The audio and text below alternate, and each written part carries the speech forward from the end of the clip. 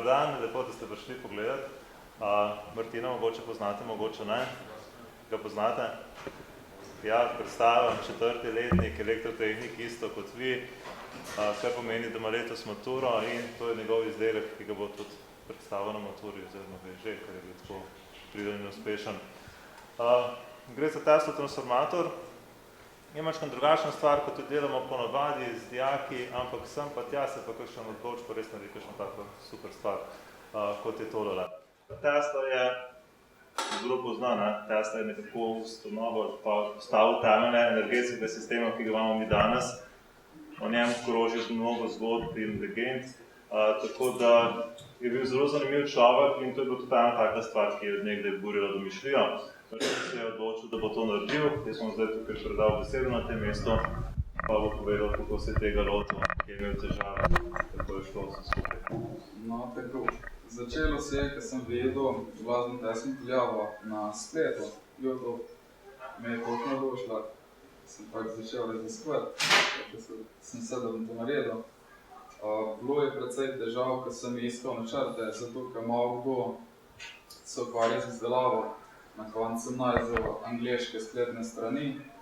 Na tabli lahko vidite tudi osnovno shemo delovanja.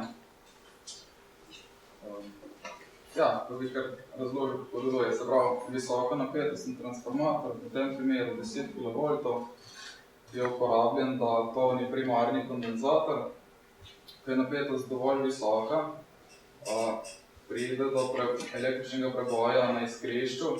Se pravi, primarni kondenzator in primarna tuljava se povežeta v zaporedni RLC krog in se iz njih z resonančno frekvenco, v tem primeru nekaj čez 200 kHz. Energija se prenese iz primarne tuljave na sekundarno tuljavo v obliki magnetnega polja in to še sekundarni kondenzator, ki ga predstavlja ta torej proti Zemlji.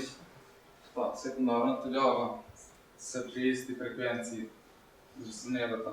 Opazimo lahko visoko napetostne preboje elektrike v zraku, v visoki frekvenciji.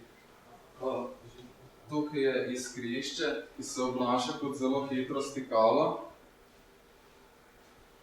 To je to, na koncu ste lahko pa še fluorescentna žarnica poreli, zato ker pri teh visokih frekvencah pride do kožnega pojava, se pravi, elektrika teče po površini vodnika, oziroma telesa, ko držimo, tako da čutiš, ja, nevarno pa ni. Koliko časa smo to delali? Ja, časa je bilo vloženo precej. Največ težav samo s primarnim kondenzatorjem, se pravi, ko sem prvi sestavil, je primarni kondenzator pregorel.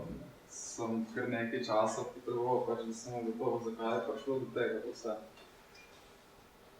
Potem sem zaporedno dodal več kondenzatorja, da sem zvišal napetost, ki jo zdržijo,